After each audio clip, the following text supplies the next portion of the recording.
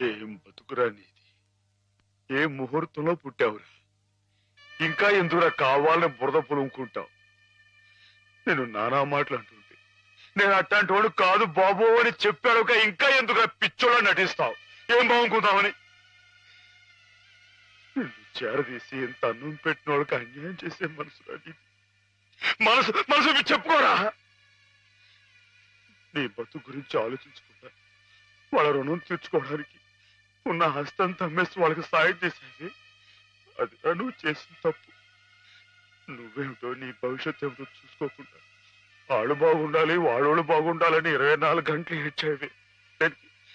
ఇలా ఇలా నానా మాటలు అనిపించుకోవడానిక?